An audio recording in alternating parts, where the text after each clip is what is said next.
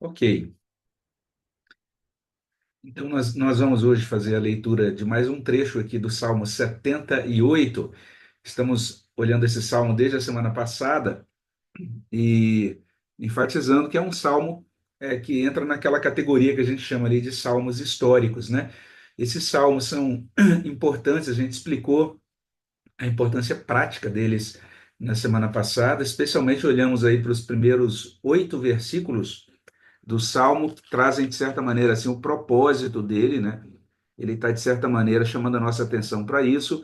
Deus estabeleceu a sua lei, como diz aí no verso 5, e também estabeleceu um testemunho, e o desejo, o propósito de Deus é que a lei e o testemunho dele sejam conhecidos pelas novas gerações. E ele estabeleceu, então, essa ordenança, né, de que cada geração tem que contar isso para a geração seguinte. O salmo tem um alcance histórico, você vê que é um salmo de Asaf, então ele alcança basicamente até o período ali de estabelecimento daquela estrutura já inicial de adoração no tempo de Davi. Ele alcança até esse momento da história. Ele vai fazer dois enquadramentos aí, né, de dois momentos da história do povo, e a gente vai perceber nesses enquadramentos uma espécie de padrão dentro da história do povo, né? A gente vai olhar para esse padrão e vai perceber que esse padrão nos faz lembrar um pouco da nossa vida também, né? Trata de coisas antigas, mas também trata de coisas bastante atuais. Então, o nosso objetivo hoje é olhar rapidamente aqui do verso 9 até o verso 39. A gente vai ter aqui a cobertura de um chamado primeiro ciclo histórico apresentado no Salmo. Então, hoje a gente olha para 9 até 39, se Deus permitir, na semana que vem, a gente fecha o Salmo, inclusive com algumas considerações assim mais um sumário da mensagem dele, algumas aplicações mais detalhadas. Hoje o objetivo é tentar entender o texto nos versos 9 até 39 de modo assim um pouco mais amplo. E eu vou fazer a leitura então aqui dos versículos. Então, Salmo 78, de 9 a 39, diz assim: Os filhos de Efraim, embora armados de arco, bateram em retirada no dia do combate. Não guardaram a aliança de Deus. Não quiseram andar na sua lei. Esqueceram-se das suas obras e das maravilhas que lhes mostrara. Prodígios fez na presença de seus pais, na terra do Egito, no campo de Zoã. Dividiu o mar e fê-los seguir. Aprumou as águas como num dique. Guiou-os de dia com uma nuvem e durante a noite com um clarão de fogo. No deserto fendeu rochas. Lhes deu a beber abundantemente como de abismos. Da pedra fez brotar torrentes. Fez manar água como rios. Mas, ainda assim, prosseguiram em pecar contra ele e se rebelaram no deserto contra o Altíssimo. Tentaram a Deus no seu coração, pedindo alimento que lhes fosse do gosto. Falaram contra Deus, dizendo: Pode acaso Deus preparar-nos mesa no deserto? Com efeito, feriu ele a rocha, e dela manaram água, transbordaram caudais. Pode ele dar-nos pão também? Ou fornecer carne para o seu povo? Ouvindo isto, o Senhor ficou indignado. Acendeu-se fogo contra Jacó. Também se levantou o seu furor contra Israel, porque não creram em Deus nem confiaram na sua salvação. Nada obstante, ordenou às alturas e abriu as portas dos céus, fez chover maná sobre eles para alimentá-los, e lhes deu cereal do céu. Comeu cada qual o pão dos anjos, enviou-lhes ele comida a fartar. Fez soprar no céu o vento do Oriente e, pelo seu poder, conduziu o vento do Sul. Também fez chover sobre eles carne como poeira e voláteis como areia dos mares. Fê-los cair no meio do arraial deles, ao redor de suas tendas. Então comeram e se fartaram a valer, pois lhes fez o que desejavam. Porém, não reprimiram o apetite. Tinham ainda na boca o alimento, quando se elevou contra eles a ira de Deus, e entre os seus mais robustos semeou a morte, e prostrou os jovens de Israel. Sem embargo disso, continuaram a pecar, e não creram nas suas maravilhas. Por isso, ele fez que seus dias se dissipassem num sopro e os seus anos em súbito terror. Quando os fazia morrer, então o buscavam, Arrependidos, procuravam a Deus, lembravam-se de que Deus era a sua rocha e o Deus Altíssimo, seu redentor. Lisonjeavam-no, porém, de boca e com a língua lhe mentiam, porque o coração deles não era firme para com ele, nem foram fiéis à sua aliança. Ele, porém, que é misericordioso, perdoa a iniquidade e não destrói. Antes, muitas vezes desvia a sua ira e não dá largas a toda a sua indignação. Lembra-se de que eles são carne, vento que passa e já não volta. Então é um trecho longo, né? E que traz aí essas informações sobre a caminhada do povo no deserto, combinando bem aqui com o nosso clima desértico, né? Se lembrar um pouquinho dessa experiência de deserto. Mas é interessante, então, algumas coisas que eu quero apenas destacar aqui para a nossa edificação. Em primeiro lugar, o texto já no verso 9 traz uma espécie de acusação contra Efraim. O Efraim, a gente precisa lembrar que representa, dentro dessa estrutura do tempo de Asaf, o reino do norte, né?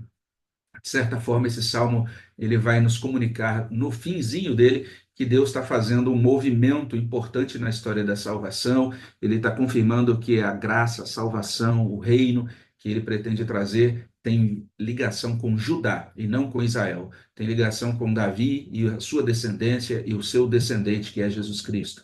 Então, é nesses termos que a gente encontra essa reprovação aí de Efraim, que representa, vamos dizer assim, essa tribo é considerada a tribo mais poderosa do reino do norte.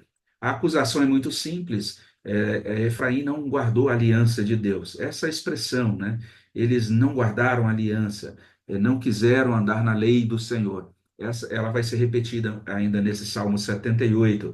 Mas é interessante o seguinte: a primeira coisa que a gente percebe aqui no verso 12 é que Deus chama a recordação de um fato primordial. Esse fato primordial é a libertação do Êxodo, a libertação da escravidão do Egito. Deus destaca essa libertação a partir do verso 12 e vai prosseguindo, falando sobre os desdobramentos desta libertação. Ele retoma essa mesma verdade no verso 43, a gente vai ver lá na frente, mas duas vezes nesse salmo é como se Asaf dissesse o seguinte: lembrem-se de que vocês foram salvos, lembrem-se de que vocês foram libertos da escravidão. E ele chama duas vezes a atenção dos leitores para que eles olhem, se lembrem do que Deus fez no campo de Zoan. Está falando da terra do Egito, da libertação que Deus operou lá. E é nesses termos que ele coloca nos versos 12, né? Prodígios fez na presença de seus pais na terra do Egito, no campo de Zoan. E verso 13 fala da passagem pelo mar, né? Dividiu o mar. Depois o verso 14 fala de Deus conduzindo esse povo durante o dia com a sua nuvem, à noite com o seu clarão. Mais adiante no verso 15 fala de Deus descedentando o povo, fendendo as rochas, fazendo brotar torrentes e manando água como rios. Então, essa é a ênfase. O salmista está dizendo: prestem atenção na libertação. Deus libertou-nos, Deus nos salvou com mão poderosa. Foi uma libertação com grandes sinais. Além disso, Deus assumiu isso, ele decidiu estar presente junto de nós, ele nos deu a graça da sua presença, nos guiando, nos dirigindo, né? Um Deus que se manifestou ali visivelmente. Nós fomos libertos e agora nós temos a companhia desse Deus vivo, todo-poderoso, junto de nós, nos dando direção. Além disso, esse Deus nos deu provisão material, no sentido de que ele concedeu a água ao povo, né? Grande libertação, direção, presença de Deus guiando a vida do povo. E Deus também cuidando das necessidades materiais do povo. O que se esperava a partir daí? Gratidão e também satisfação, né? Como um cântico que a gente cantava em alguns anos atrás, né? Satisfação é ter a Cristo, não há melhor prazer já visto, né? Sou de Jesus e agora sinto satisfação sem fim. Era isso que se esperava. Mas quando a gente olha a partir do verso 17, é esse povo que experimentou essa grande salvação respondeu a Deus com rebelião. É o que encontramos no verso 17. Prosseguiram em pecar contra ele, se rebelaram no deserto contra o Altíssimo. E qual a natureza dessa rebelião? Especificamente, insatisfação, murmuração. É o que nós temos aí. Verso 18: tentaram a Deus no seu coração, pedindo alimento que lhes fosse do gosto. E aí, então, a gente tem os questionamentos listados nos versos 19 e 20. Basicamente, pode acaso Deus preparar-nos mesa no deserto? Pode Ele dar-nos pão também, ou fornecer carne para o seu povo? E as duas palavras aí, a palavra que inicia esses questionamentos é tão chocante, né? Deus pode fazer isso? Deus pode fazer isso? Veja só, esse é o povo que viu Deus abrindo o mar, né? Esse povo viu Deus, depois lá na frente vão ser listadas, inclusive as pragas que Deus lançou contra os egípcios. O poder desse Deus já foi mais do que demonstrado, né? E apesar disso, o povo agora, será que Deus pode nos dar alimentos? Será que Ele pode nos alimentar mesmo? Eram cerca de 600 mil homens que constituíam aquela multidão que estava no deserto, sendo guiada por Moisés, sem contar mulheres e crianças, né? Então, alguns dizem aí que certamente tinha mais de 1 milhão de pessoas. Já imaginou isso, gente? Uma quantidade dessa tão grande empreendendo, vagando pelo deserto? E Deus junto daquele povo, e eles então questionam a Deus. A palavra de Deus diz no verso 21, Deus não apenas se entristece, ele fica indignado. A ira dele se acende, vamos dizer assim, o furor dele. Por que que Deus fica furioso com o seu povo e reage dessa maneira? Verso 22, porque não creram nele, não confiaram na sua salvação. Então, o que se espera, o que um Deus que é o Deus Todo-Poderoso e Salvador, espera do seu povo? Confiança nele. Que o seu povo possa crer nele, caminhar com ele na dependência dele. Mas o texto vai dizer isso, que o povo não creu nele, não confiou na sua salvação. Será que Deus vai nos deixar, nos tirou do Egito? A gente vê isso lá atrás, né? Quando lê os textos narrativos, especialmente em Êxodo, em Números. Será que Deus nos trouxe até aqui para a gente morrer? Será que Deus, né, nos trouxe aqui só para brincar com a nossa vida? Deus realmente fica irado com a falta de confiança no povo, e mesmo assim, veja só, ele concede provisão de maná. De 23 a 25, provisão de maná.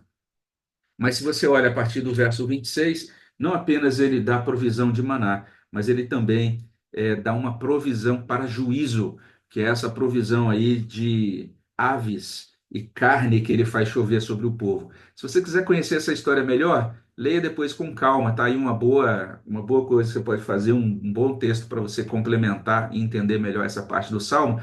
Leia o capítulo 11 de Números. Lá no capítulo 11 você vai perceber isso, o povo reclamando de Deus e tal, aí Deus manifesta a sua ira com fogo ali nas proximidades do acampamento. O povo se assusta com fogo, corre para Moisés, Moisés, socorro, ore a Deus aí para que não sejamos eliminados. Moisés ora ao Senhor, e logo depois que o povo diz, ufa, agora Deus não está mais querendo, não está irado conosco, aí o povo já começa a reclamar. Puxa, gente, a comida do Egito era boa demais. Tinha peixe, tinha alho, tinha não sei o que, especiarias. E a gente só tem esse maná sem graça aqui. Então Deus mandou o maná e de repente eles estavam reclamando do maná e dizendo que a vida deles no Egito era boa. Eles eram escravos, gente. Êxodo 3 mostra que a vida deles no Egito era um inferno, vamos dizer assim. Mas eles sentem saudade daquela comida e dizem: ah, será que Deus pode nos dar carne? A gente quer carne, não quer mais maná, a gente quer carne. E Deus então diz para Moisés: Moisés, eu vou mandar carne, esse povo vai comer bastante aí. Moisés fica assustado: como assim, Senhor? São 600 mil homens, como é que o Senhor vai providenciar isso? E Deus então, de fato, envia carne, mas enquanto o pessoal ainda está comendo, se esbaldando de comer carne, então muitos começam a morrer. Deus envia a sua ira contra eles, o seu juízo. E acontece isso que a gente vê aqui no verso 31. Se elevou contra eles a ira de Deus. Entre os robustos semeou a morte, prostrou os jovens de Israel. E sem embargo, continuaram a pecar, não creram nas suas maravilhas. E aí o texto vai dizer isso. que naquele momento, quando alguns deles estavam então ali percebendo que iam morrer, eles buscavam a Deus, mas mesmo assim, no verso 36, ainda não buscavam de maneira sincera. O coração deles não era firme. E o que que ia acontecer com esse povo diante dessa rebeldia contumaz? Deus poderia simplesmente eliminar a todos, mas o verso 38 diz: Ele é misericordioso, perdoa a iniquidade, não destrói, antes muitas vezes desvia sua ira, não dá largas a toda a sua indignação. E aí, o verso 39 é bem tocante, né? Deus se lembra de que eles são carne, vento que passa e já não volta. Então, é assim que termina o primeiro ciclo, vamos dizer assim, do Salmo 78. Não é uma história que a gente diria, chegou nesse ponto com um final feliz. Não, é bastante dramática. E está falando sobre isso, de um Deus vivo, um Deus presente, um Deus que está ativo dentro da história. Esse Deus não está distante, ele olha para a gente, ele conhece, ele vê o exterior e o coração, e ele ver como é que nós estamos respondendo à sua graça. É o Deus da salvação, é o Deus da libertação. Esse Deus que com mão forte, né, realiza grandes sinais em favor do seu povo. Mas é um Deus com o qual a gente não pode brincar. Nós temos que entender que caminhamos na presença desse Deus e devemos caminhar da maneira devida, né? O povo não compreendeu isso durante o Êxodo. Foi um povo que se esqueceu, uma geração que se esqueceu. O Salmo 78 está dizendo: não se esqueça de quem é Deus, não se esqueça do que ele fez, não se esqueça da aliança dele, não se esqueça da lei dele. Aqueles que se esquecem de Deus se tornam rebeldes.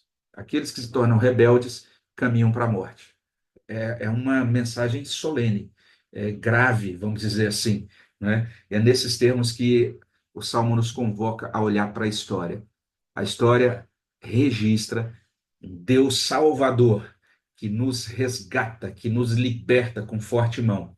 E a história também nos diz isso, que agora nós precisamos caminhar com esse Deus de forma consistente, né? É interessante isso, quando o Salmo diz assim: tentaram a Deus pedindo alimento que lhes fosse do gosto.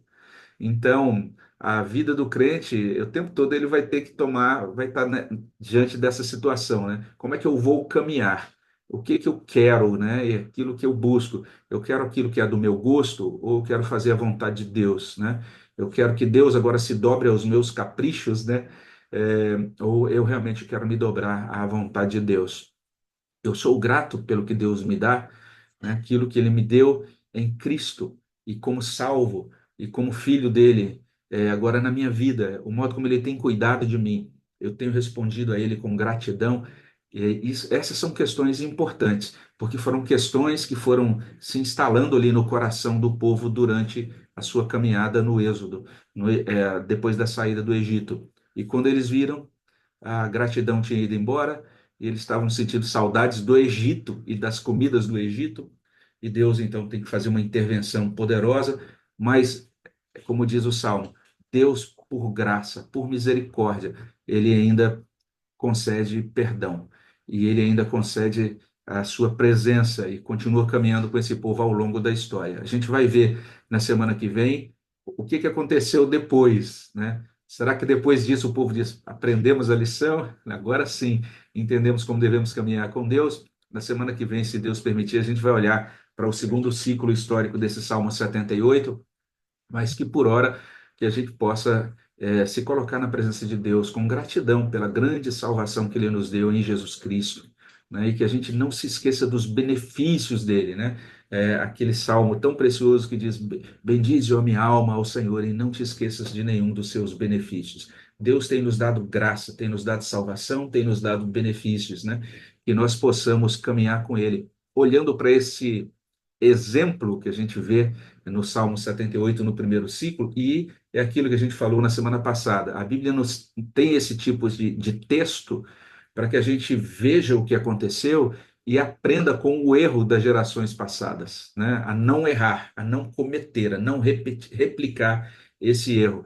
E que a gente possa também, à medida que a gente vai lendo esse tipo de narrativa, olhando para o nosso próprio coração, né? Monitorando as nossas emoções, o modo como reagimos às circunstâncias, às tratativas de Deus hoje para conosco, que nós possamos nos colocar na presença dele com o temor devido e com a gratidão devida por todos os benefícios que ele tem nos dado, né? Nós vamos encerrar agora esse instante, vamos ter um momento agora para orarmos acerca daquilo que ouvimos e também pedirmos orações por nossas necessidades, compartilhar os nossos pedidos.